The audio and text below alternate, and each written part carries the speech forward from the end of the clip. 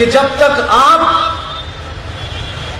जिंदा नहीं रहेंगे तब तक कुछ नहीं होने वाला।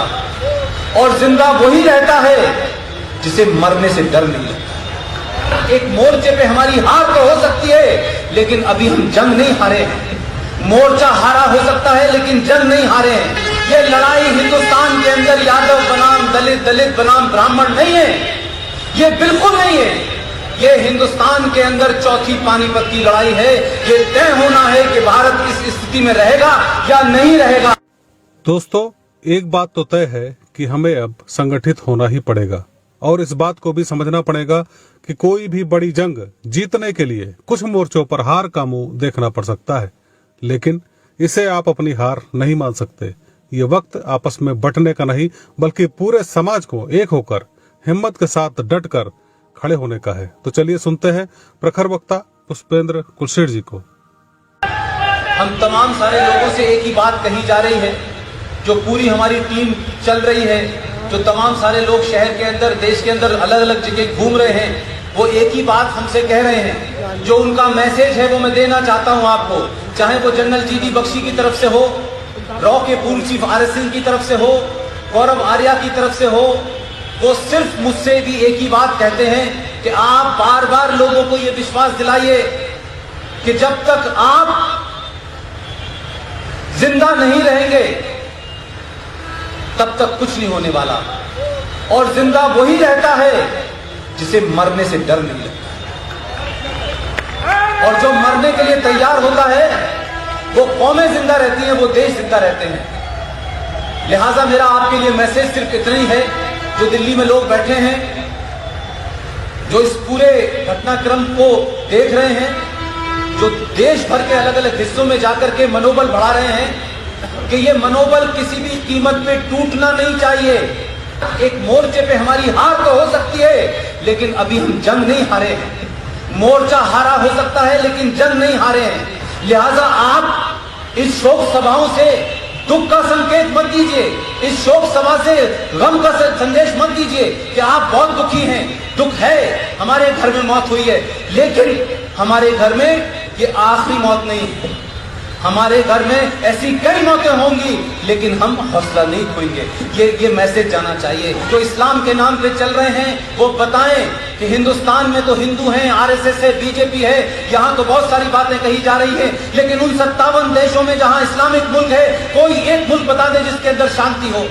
उस शांति न होने का कारण यह है कि जब आपने किताब में लिखा ही उल्टा है तो लोग कर वही रहे हैं। जब वो कर रहे हैं तो इस्लाम के हिसाब से कर रहे हैं। इसलिए मक्का के इमाम का स्टेटमेंट आपको बताता हूं। मक्का का इमाम ये कहता है कि आईएस जो आतंकी अंतरराष्ट्रीय संगठन है, जिसका काले रंग का एक झंडा है, उस काले झंडे के ऊपर क्या लिखा हुआ है?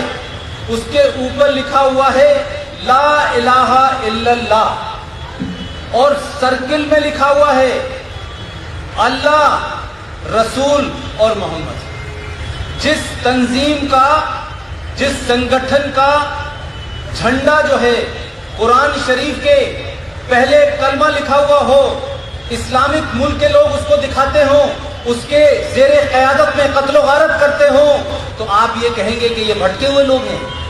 क्या इस देश के 50 करोड़ मुसलमान जो इस देश में सुबह से लेकर शाम तक दुनिया की गैर जरूरी और जरूरी बातें करते हैं, क्या कभी किसी मुसलमान ने इस बात पे ऑब्जेक्शन उठाया? कुरान मजीद की आयतों का लिखा हुआ झंडा, एक ऐसा झंडा जिसको आतंकवाद के लिए इस्तेमाल किया जा रहा है, अल्लाह का नाम किया जा रहा है, रसूल का और मोहम्मद का नाम उसमें इस्तेमाल किया जा रहा है दुनिया में कत्ल गारत करने के लिए। हम उस मुसलमान को इस्लाम से निकालते हैं, हम उस मुसलमान को मारेंगे नहीं। ये चुप्पी पूरे हिंदुस्तान के अंदर, ये उनको समर्थन देने की बात है। ये साइलेंट आपकी अप्रोच है उनके साथ में। क्या वजह है कि अगर डेनमार्क के अंदर कोई कार्टून बना देता है मोहम्मद साहब का, तो हिंदुस्तान में आग लगने लगती है कि मोहम्मद साहब की शान में गुस्ताखी हो गई है। मैं भी मानता हूं कि मोहम्मद साहब की शान में गुस्ताखी नहीं होनी चाहिए, वो किसी के पैगंबर हो सकते हैं, लेकिन इन्हीं मुसलमानों से कहता हूं जो सुबह से लेकर शाम तक इस्लाम इस्लाम इस्लाम में ये कर दिया, इस्लाम में ऐसा कर दिया, हमारा ये हो गया, हमारा वो छूट गया। ये मुसलमान पूरे हिंदुस्तान के मुसलमानों की मैं ये गंगा जमुना तहजीब, ये भाईचारा उस दिन मानूंगा जिस दिन वो ये कहेंगे कि कि हिंदुस्तान के अंदर कश्मीर हो, मालदा हो, जो भी अल्लाह, मोहम्मद और रसूल का नाम लेकर के कत्ल गारत करेगा, हम उसका कत्ल कर देंगे, लेकिन ये नहीं कहेंगे। हिंदुस्तान के एक मुसलमान के जहन से आवाज मुंह से नहीं निकल रही कि ये जैश ए मोहम्मद जिन्होंने नाम रखा है, मोहम्मद की शान में गुस्ताखी की है, हमारा रद्द अमल उस पर वैसे ही होगा जैसे कार्टून बनाने पे हुआ था। लेकिन जैश ए मोहम्मद के ऊपर सवाल नहीं उठाता मुसलमान। लश्कर ए तौबा जिसे कहा जाता है पवित्र लोगों की सेना, पवित्र लोगों के लड़ाके, तो ये सेना मोहम्मद के नाम से बनती है, ये कुरान के नाम से बनती हैं, ये इस्लाम के नाम से बनती हैं। आखिर इस पे गुस्सा मुसलमानों को क्यों नहीं आता है? इस पे चुप्पी से मैं कहता हूं कि ये मुसलमान चुप नहीं है, ये चुप्पी उसकी सहमति है। इसलिए हिंदुस्तान के अंदर कोई गंगा जमुना तहजीब का फ्रॉड मैं मानने को तैयार नहीं हूं। मैं तो ऐसी जगह पैदा हुआ हूं कि जहां कोई था ही नहीं, जहां हमारी आवाज कभी 27 साल में डीएस कॉलेज तक नहीं आई, हम यहां कभी खड़े नहीं हुए, लेकिन उसके बावजूद भी हमने अपनी आवाज को इस हिंदुस्तान के बाहर कभी नहीं पहुंचाया। लेकिन क्या वजह है कि इस देश के अंदर लोगों को अपनी आवाज बाहर पहुंचाने का बहुत शौक है, हर बात में बाहर पहुंचाते हैं बात, और अब तो इतना खुलेआम हो गया है कि इस देश में जो दिल चाहता है जिस जगह चला जाता है, उसको इससे मतलब ही नहीं कौन ईरान जा रहा है, कौन पाकिस्तान जा रहा है, कोई कहीं भी चल देता है। अजीब सेकुलरिज्म की दुकानें इस मुल्क में खुली हुई हैं, तो कोई कोड ऑफ कंडक्ट ही नहीं है। अब कुछ लोगों पर रोक लगी है तो मोदी बुरा हो गया है, अब लोगों पर रोक लगी है तो मोदी जालिम हो गया है। तो मैं मानता हूं कि आप, मेरा आज का सिर्फ इतना ही आपसे मैसेज है कि आप जाएं, अपने आप को कमजोर न समझें, इस देश की सत्ता व्यवस्था पे यकीन रखें, कम से कम इस सत्ता पे थोड़े दिन के लिए यकीन रखें और निजी स्वार्थों को थोड़ी देर के लिए भुला दें। ये लड़ाई हिंदुस्तान के अंदर यादव बनाम दलित, दलित बनाम ब्राह्मण नहीं है, ये बिल्कुल नहीं है। ये हिंदुस्तान के अंदर चौथी पानीपत की लड़ाई है। ये तय होना है कि भारत इस स्थिति में रहेगा या नहीं रहेगा।